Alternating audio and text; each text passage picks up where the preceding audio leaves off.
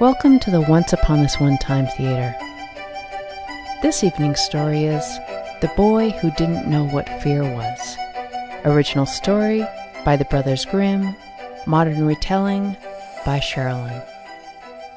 Once upon this one time, there was a father with two sons. The older son was the perfect one, the one the father would call on when he needed something perfectly done. The younger son was the useless one, the one the father blamed whenever something went wrong. Now the older son could do almost anything, but refused to go places that creeped him out after the sun went down. "I get the creeps," the older son would say. "I'll do it when the sun comes up." "I'll do it," the younger son would say, to which the father would laugh. "You? What can you do?" the father asked.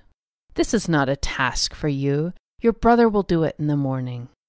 "But I don't get the creeps," the younger replied. "I don't even know what they are. I'm pretty sure I could get what you need if I just run across the graveyard." "See," the father replied, "do you not hear how dumb you are? You don't even know what people are talking about when they point to something that's creeping them out. You truly must be the dumbest of sons, and each day I wish I'd stopped at just one." And so it was day in and day out, the father and his oldest son running one of the finest shops in town, while the younger son kept his simpler tasks that kept him away from customers and the public. Yet, of course, sometimes the younger son would cross paths with people in the town, but the results were always the same. They'd mock and they'd jeer, and they'd send him away asking, "Why is it something that inevitably goes wrong every time you walk our way?" One evening, the sexton of a local church visited the family's house, and the topic turned to the youngest son, and what a waste of an investment he was. "Can you believe it?" the father complained. "I asked him what job he wants to do, and he told me he wants to get the creeps." "Is that all?" the sexton laughed. "Well then, he can learn at my place. Send him home with me, and I'll get him shaped up." And the father rejoiced because he knew if anyone needed shaping up, it was definitely his youngest son.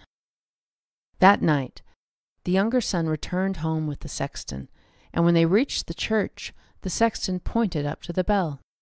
"The bell needs to be rung at midnight, sharp.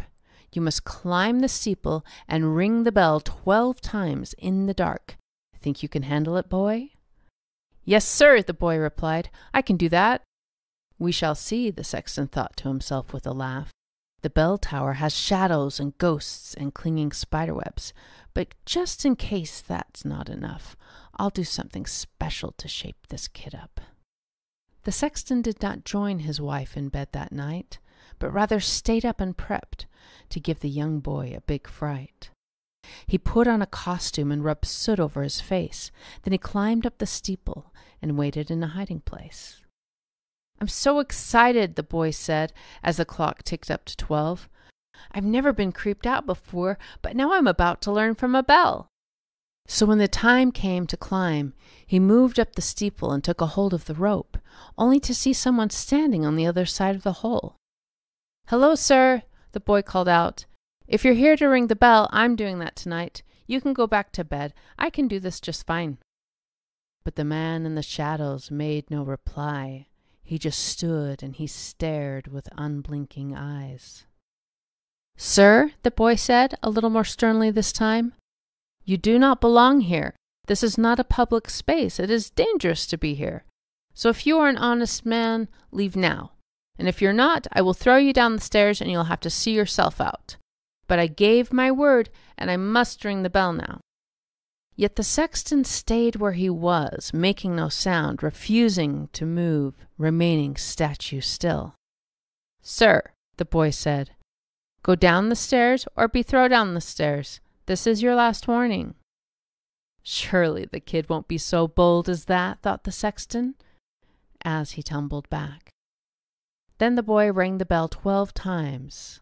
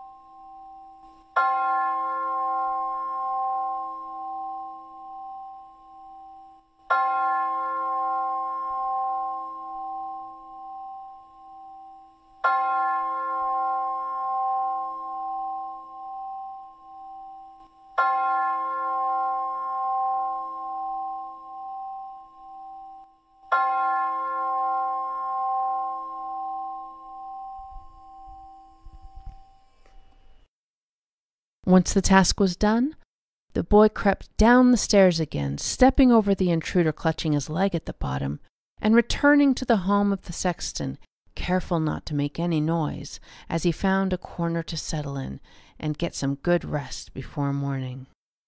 Not too long later, the sexton's wife anxiously awoke the boy. "Pardon me," she said, "but have you seen my husband?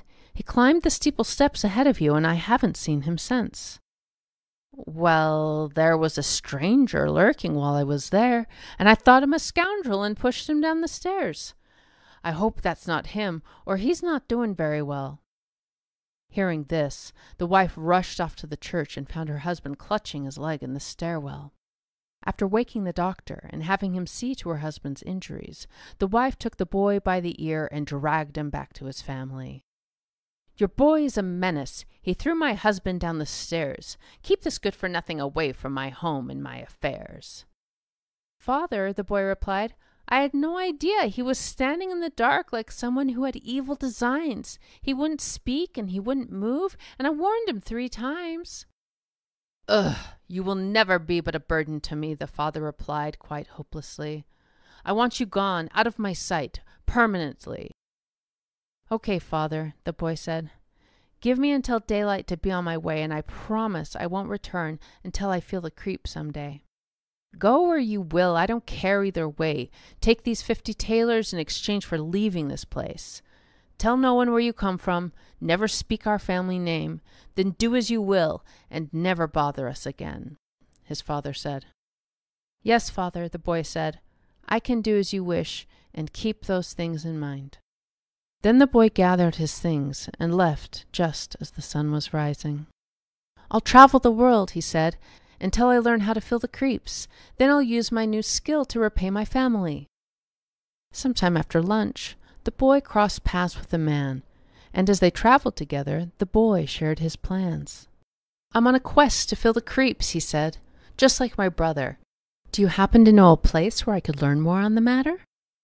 The man laughed and pointed off to some distant gallows, saying, "You want to get spooked? Stay under that tree tonight, and you'll meet a suitor of the rope-maker's daughter. Just take a nice rest until the torchlights come.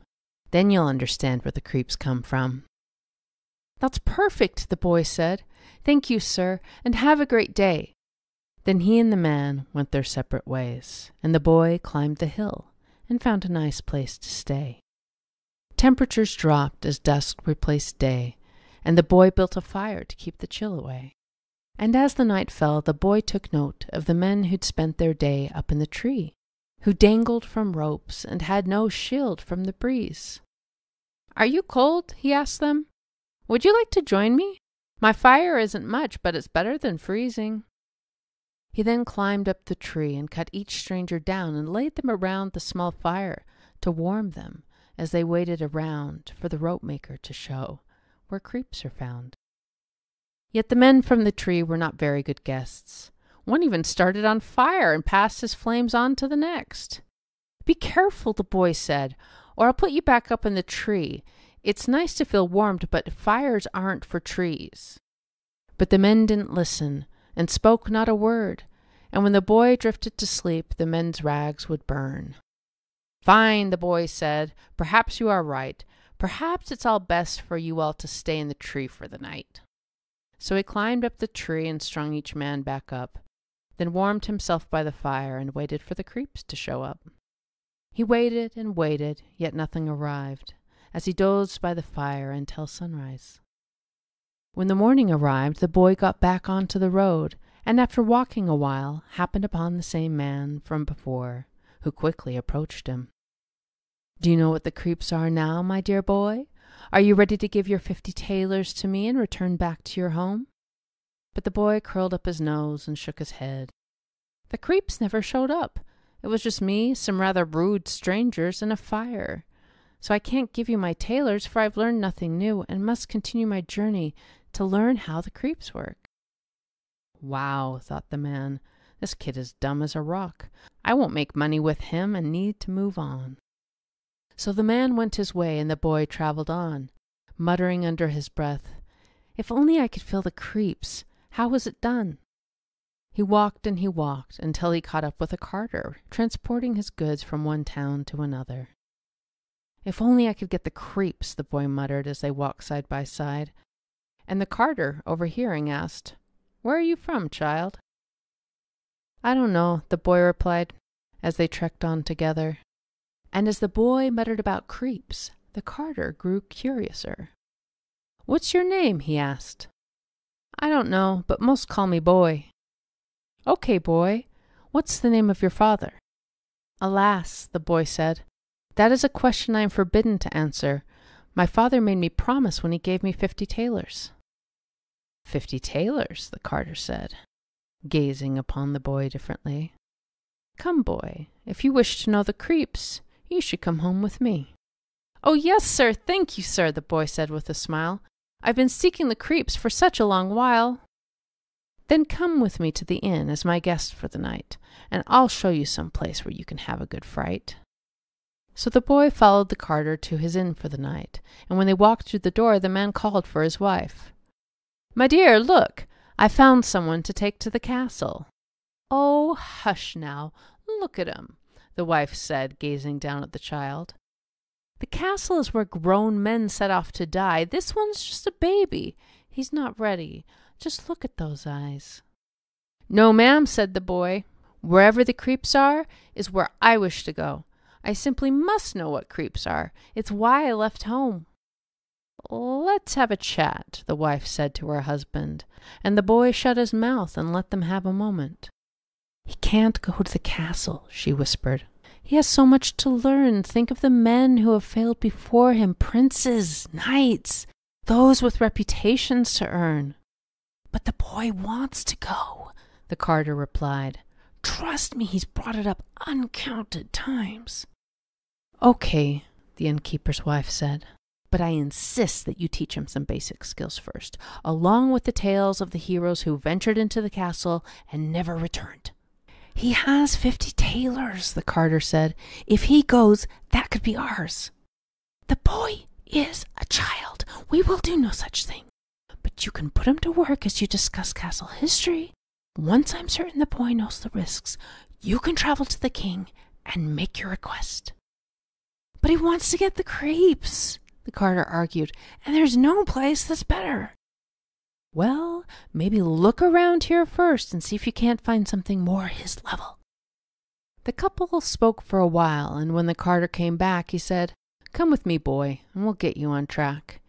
You look hardy, and it seems like you have a good work ethic. So let's see if something here just might give you a fright. If nothing else, you can stay for the night." "You mean I can find the creeps here?" the little boy asked. To which the carter replied, "You can join me on journeys through haunted forests where the creepiest things venture out after sundown. And as we travel, I'll tell you the tales of the men who have failed to spend a single night in the castle." "That sounds great," the boy said. "So many people find creeps in the woods. I know that they're out there, and I'm happy to find them with you." "Very well," said the carter. "On my next trip, you'll be my apprentice, and I'll teach the language that they speak at the castle." So the boy stayed that night and did jobs he could at the inn, and was the first on the cart when the carter set off again. "We'll go the scary way," the carter said, as they pulled out. "A way I usually avoid, where even the horses freak out." They traveled the day before reaching a path that was spooky, where the carter hesitated and the horses balked before continuing. "Today is the day where you learn what the creeps are about. Are you ready, kid?" "Yep," the boy said, eyes beaming with excitement. So they traveled on through the day, and nothing much happened. But as the sun moved to set, they stopped to make an encampment. "This spot is for you," the carter confessed. "Many men have died here, thanks to creeps from the forest." So the two set up camp and started a fire, as the carter told stories of travelers who never made it through the forest. The boy listened to each word, eyes rarely blinking, even as shadows around him grew dark and inky. After several stories, the carter asked, "Do you feel the creeps?" "No," the boy said, "but the stories are interesting.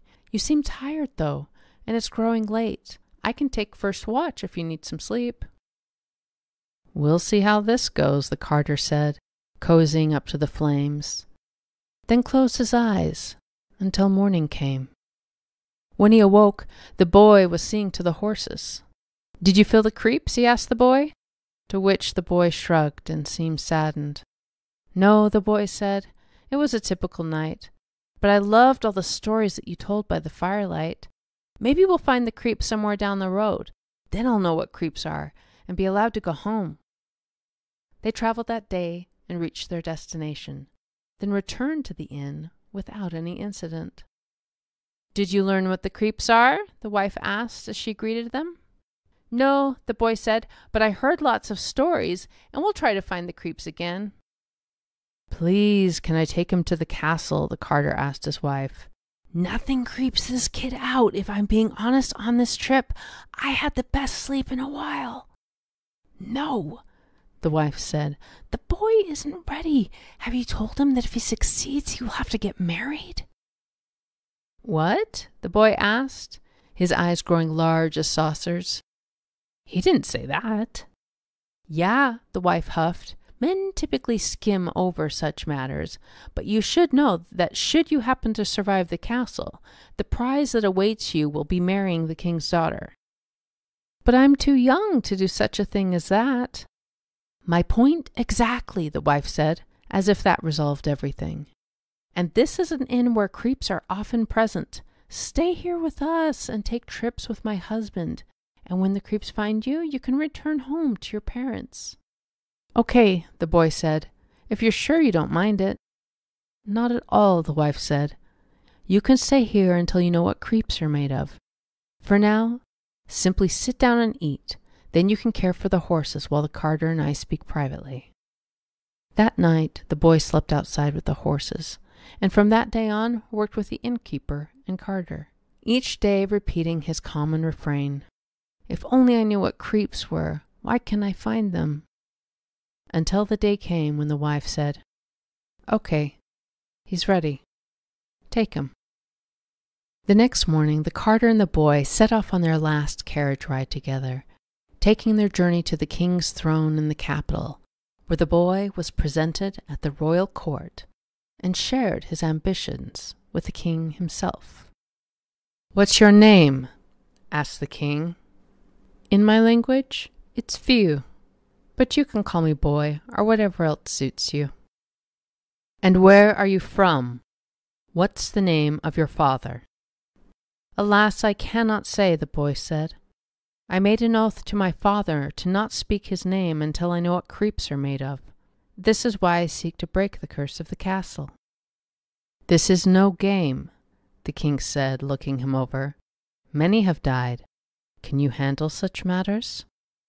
"Oh yes," said the boy. "I've seen all sorts of things. What I don't understand is what makes something creepy." "Well, you will learn that in the castle," the king said with a nod. "I approve you to enter. If you last 3 full nights, you will marry my daughter." "Thank you, your highness. This is all that I ask for." "Very well," said the king. "The curse allows you to bring 3 objects with you on your adventure. Name what you will, and I'll provide the best I can offer. Then my men will escort you to the castle before sundown." "Thank you, great king," the boy said, giving thought to the matter. "I'd like fire, a lathe, and a carpenter's bench with a good knife for leather." "It is done," the king said, giving the boy a bit of a strange look. "Good luck to you, Fiu. Succeed where others have faltered." As they rode up the hill, the boy couldn't help but chatter. "At last I'll know what creeps are. I'm so looking forward to it." To which the soldiers side-eyed him and questioned their cargo. "Why a carpenter's bench, a lathe, and a mere torch as your items? Why not a sword or a shield or perhaps even armor?" The boy answered, "Nights can be long, and I don't want to get bored. Plus, a fire is always nice when it starts to get cold." "You're crazy, kid," they said as they rode past the gates. "But we're at the castle now, so you've sealed your fate. It looks normal now, but when the sun ventures down, the undead will rise from the night and kill all they encounter." "Very well," said the boy. But I don't see how I'll find the creeps here. Dust aside, it's very nice. It should be very good to stay here. Oh, you'll get the creeps and some more on the side. The soldiers laughed as they brought us Carpenter's bench inside. As the boy settled in and the soldiers rode away, the boy cleaned up the castle and set up a space. Oh, if I could just get the creeps, he said as the sun hit the horizon. Will tonight be the night, he wondered, as he prepared for the nighttime. A good hour passed, then 3, and then 4, while the boy stoked the fire and kept himself warm. It wasn't until midnight after the clock's final chime that the shadows stirred around him and started creeping towards the fire. "Meow," the shadow said, as feline eyes watched him closely. "Meow, meow, you're so cold. If only we could be toasty." "Goodness me," the boy said. "There's a fire right here. If you're cold, come get warm and stop whining in my ear." No sooner had he spoken than 2 cats leapt from the shadows and circled the flames before sitting beside him. Never once did they blink as they warmed by the fire, until one seemed to smirk and ask, "Do you know how to play cards, child?" "But of course," the boy said, rolling up his sleeves to show he had no cards on him. "Of course," the cats purred, moving in even closer. "See? Nothing here but the pads that we walk on." "Not so fast," the boy said, revealing sharp, oversized claws. "I hear you're both killers, so these need to be gone." He grabbed the cats by the scruff and pinned their paws down with his vise. Then he filed all their claws down and said, "See, now don't these feel nice?" But the cats were not happy, and they flashed their sharp teeth.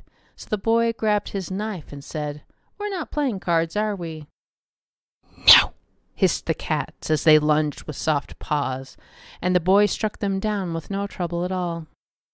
"See, look at that," he said, throwing them into the lake. "We could have played cards, but now this is your fate." Then eyes started popping up in all the shadows around him. More cats and snarling dogs circled in and surrounded him. "You lousy creatures," he called as one of them lunged into his knife. "I'm not here to hurt you, but I'll put up a fight." As he fought, even more creatures poured out from the shadows. Yet as he swung and he stabbed, some fled from the battle. And when the fighting was done, the boy threw the fallen in the lake. "Serves you right," he grumbled as they floated away. Then the boy sat down for a little bit more, but when nothing appeared, he found a spot on the floor. "I guess tonight's not the night where I find out about creeps. I'll lay down here instead and catch up on some sleep." When the sun filled the sky, the king's soldiers returned to the castle, and upon seeing the boy, imagined him dead like the others. "What a pity," they said as they circled around him. "He had such potential and was a handsome young fellow." "Oh, it's not over yet," the boy said, sitting upright. "There's just 2 more to go. This was just the first night." Now all were shocked at the words that they heard, for no one had ever survived the first night of the curse. The innkeeper then appeared at the door and rushed to the side of the boy on the floor. "Do you know what the creeps are now?" he asked earnestly. The boy shook his head. "No, if only someone could tell me." Now the king was astonished that the boy was unfazed, and saw no reason to forbid that he stay 2 more days. "But don't sleep on the ground," he declared, urging the boy to his feet. "There are rooms here enough for you to rest comfortably." "Okay," said the boy, then spent the day in the castle, and when midnight approached, he was asleep on a mattress. When the clock's final bell was replaced by the hushed silence of doom, the mattress awoke and flew like a trapped bird in a room. "This is amazing!" the boy cried.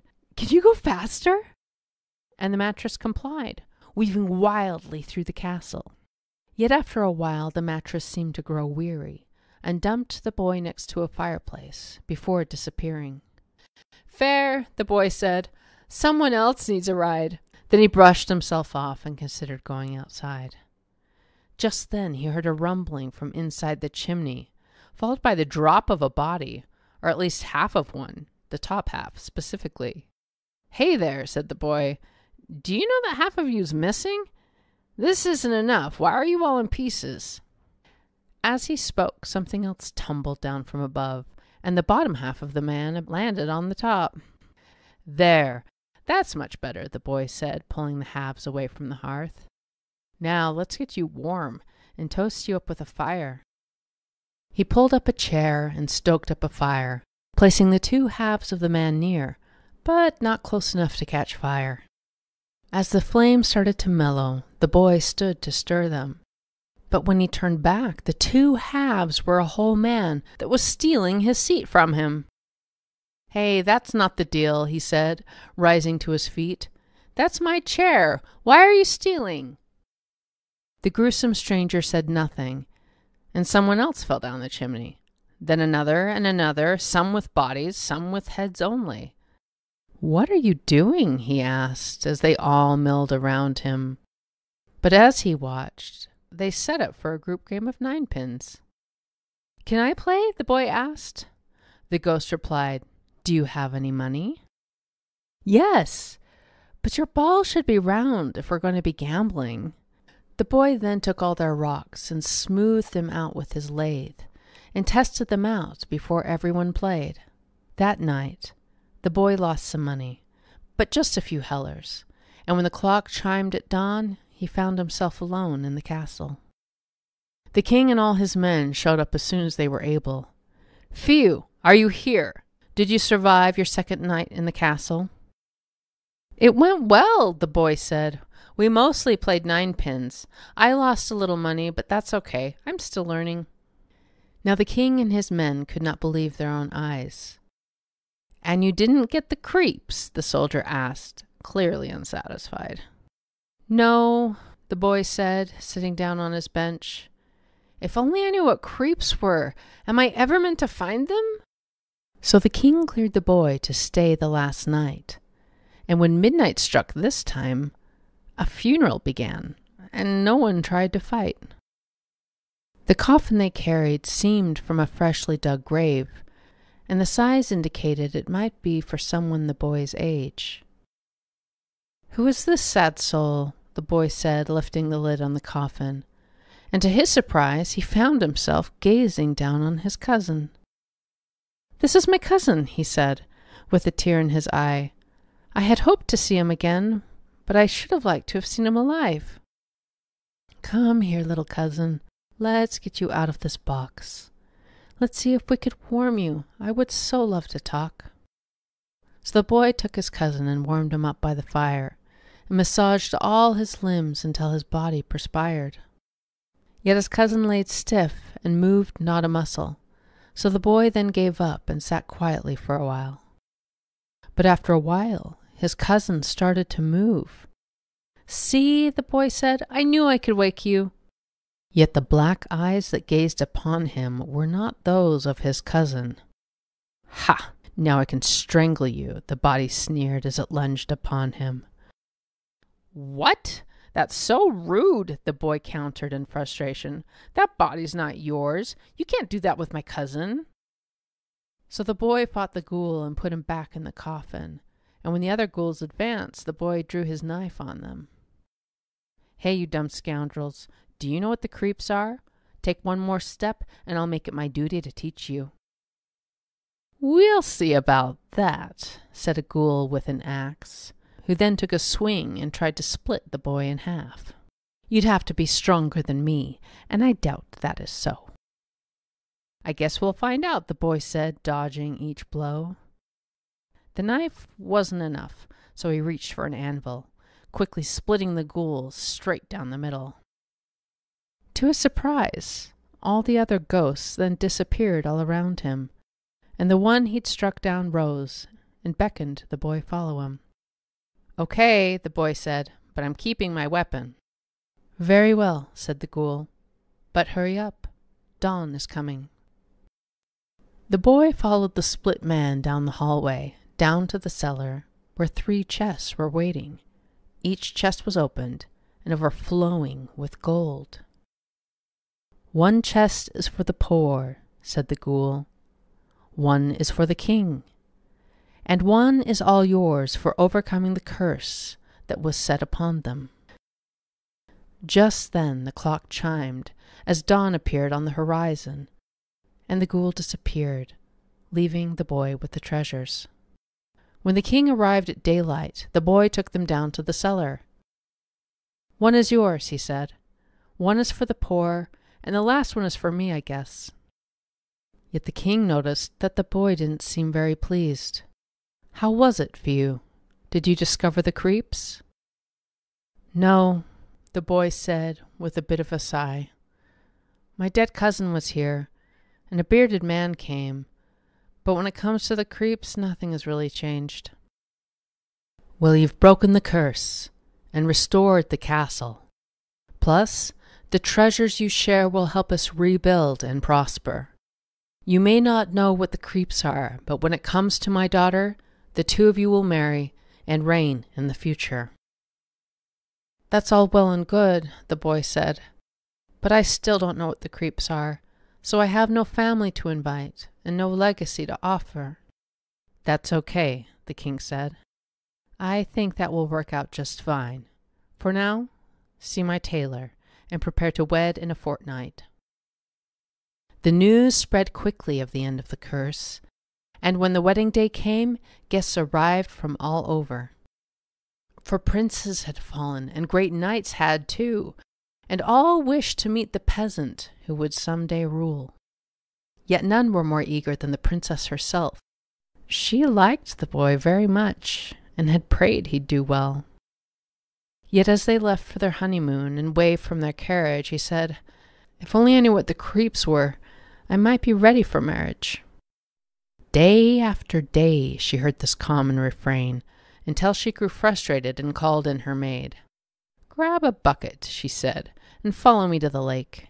My husband wants the creeps. Oh, I will seal this fate." Then she and her maid caught a bucket full of minnows and returned to the castle where the boy slept undisturbed. "Wake up!" the princess cried, dumping the bucket of fish, making sure some made it down his shirt and flopped all around him.